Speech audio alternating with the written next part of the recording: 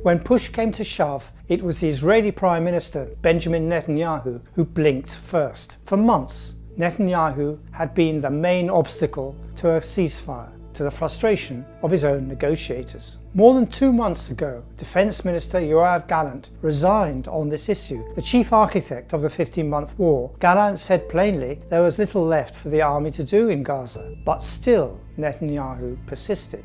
Last spring, he rejected a deal signed by Hamas in the presence of CIA Director William Burns in favour of an offensive on Rafah. In the autumn, Netanyahu turned for salvation to the General's Plan, aiming to empty northern Gaza in preparation for resettlement by Israeli settlers. The plan was to starve and bomb the population out of northern Gaza by declaring that anyone who did not leave voluntarily would be considered a terrorist. It was so extreme and so contrary to the international rules of war, it was condemned even by a former defense minister, Moshe Ya'alon, as a war crime and ethnic cleansing. Key to this plan was a corridor forged by a military road and a string of outposts cutting through the centre of the Gaza Strip from the border to the sea. The Netzarim corridor would have effectively reduced the territory's landmass by almost 1/3 and become its new northern border. No Palestinian pushed out of northern Gaza would have been allowed to return.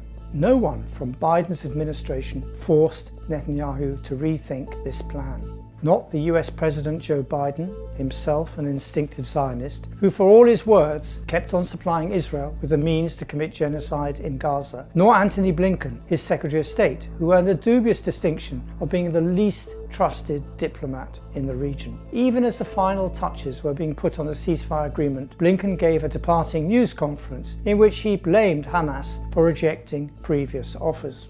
As is par for the course, the opposite was the truth. Even Israeli journalists who covered the negotiations reported that it was Netanyahu who rejected all previous deals and was responsible for the delay in coming to this one. It fell to one short meeting with US President-elect Donald Trump's special Middle East envoy, Steve Witkoff, to call time on Netanyahu's 15th-month war. Both Biden and the incoming Trump claimed responsibility for the breakthrough, but it was the Qataris and Egyptians who hammered out the deal, with Biden covering Netanyahu's back every single time he walked away from it. But it was Trump's no-nonsense approach that pushed this whole wagon over the line. Netanyahu will try to paint this as a victory, or cast maximum doubt on stage 2 of the deal, in which the real meat of the ceasefire and the painful parts of the withdrawal of Israeli troops will now take place. But retreat, plain and simple, is staring him in the face, and it's not been lost on the Israeli commentariat. There's no need to sugarcoat the reality. The emerging ceasefire and the hostage release deal is bad for Israel, but it has no choice but to accept it.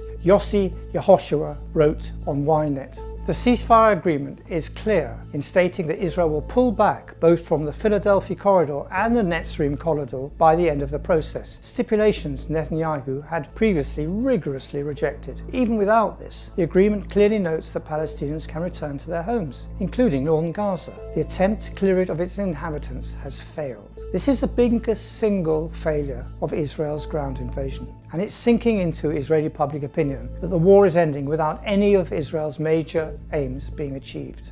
Netanyahu and the Israeli army set out to collapse Hamas after the humiliation and shock of its surprise attack on southern Israel in October 2023. They demonstratively haven't achieved this goal. Take Beit Hanun in northern Gaza as a microcosm of the battle Hamas waged against invading forces. 15 months ago, it was the first city in Gaza to be occupied by Israel, who judged it to have the weakest Hamas battalion. But after wave upon wave of military operations, each of which was supposed to have cleansed the city of Hamas fighters, Beit Hanun turned out to have inflicted one of the heaviest concentrations of Israeli military casualties. Hamas kept on emerging from the rubble to fight back, turning Beit Hanun into a minefield for Israeli soldiers. Since the launch of the most recent military operation in northern Gaza, 55 Israeli officers and soldiers have perished in this sector, 15 of them in Beit Hanun in the past week alone.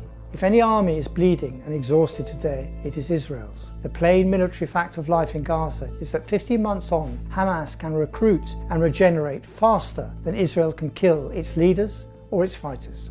One retired Israeli military commentator said, "We are in a situation where the pace at which Hamas is rebuilding itself is higher than the pace than the Israeli army is eradicating them. Amir Avivi, a retired Israeli brigadier general, told the Wall Street Journal. He added that Mohammed Sinwar, the younger brother of the slain Hamas leader Yahya Sinwar, is managing everything. If anything demonstrates the futility of measuring military success by the number of leaders killed or missiles destroyed, it is this. In a war of liberation, the weak and vastly outgunned can succeed against overwhelming military odds. These wars are battles of will. It is not each engagement that matters, but the ability to keep on fighting. In Gaza, it was the determination of Palestinians to stay on their land, even as it was being reduced to rubble, that proved to be the decisive factor in this war. And this is an astonishing feat, considering the 360 square kilometre territory was entirely cut off from the world, with no allies to back it up to break the siege, no terrain for cover. Neither enforced starvation, nor hypothermia, nor disease, nor brutalization, or mass rape at the hands of their invaders could break their will to stay on their land. Never before had Palestinian fighters and civilians shown this level of resistance in the history of the conflict, and it may yet prove to be transformative. Because what Israel has lost in its campaign to crush Gaza is incalculable. Israel has lost not only the global south, it has lost the support of a whole generation in the West whose memories do not stretch back as far as Biden's. The point was well made by Jack Lew, the man Biden nominated as his ambassador to Israel a month before the Hamas attack, and who has not uttered a word of criticism about the Gaza war in his tenure. In his departing interview, Lew told the Times of Israel that the public opinion in the US was changing. Lew said that the memory of Americans of this generation no longer went back to the founding of the state, or the wars, or the intifadas. It starts with this war, and you can't ignore the impact of this war on future policymakers, Lew said. Gaza has become the prison through which a new generation of future world leaders sees the Israel-Palestine conflict. Lew's parting shot is amply documented. More than 1/3 of American Jewish teenagers sympathize with Hamas. 42% believe Israel is committing genocide in Gaza, and 66% sympathize with the Palestinian people as a whole. This is a major strategic loss for a country that on the 6th of October 2023 thought it had closed down the issue of Palestine and had the world in its pocket. But the damage goes deeper than this. The anti-war protests, condemned by Western governments first as anti-Semitism and then legislated against as terrorism, have created a global front for the liberation of Palestine. The movement to boycott Israel is stronger than ever before.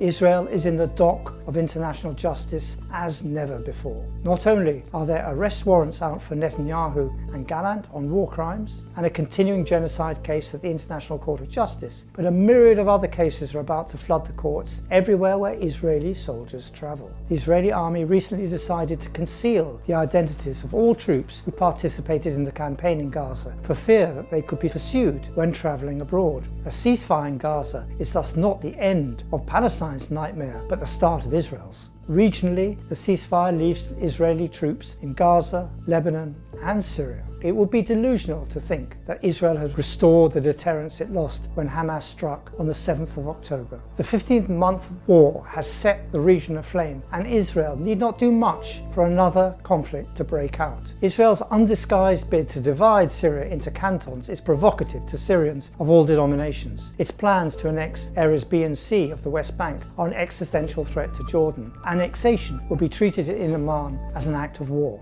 Deconfliction will be the patient work of decades of reconstruction, and Trump is not a patient man. With the enormous cost in lives, every family in Gaza has been touched by loss. But what Gaza has achieved in the last 15 months could well transform the conflict. Gaza has shown all Palestinians it can withstand total war and not budge from the ground upon which it stands. Gaza tells the world that the occupiers threw everything they had at them, and there was not another Nakba.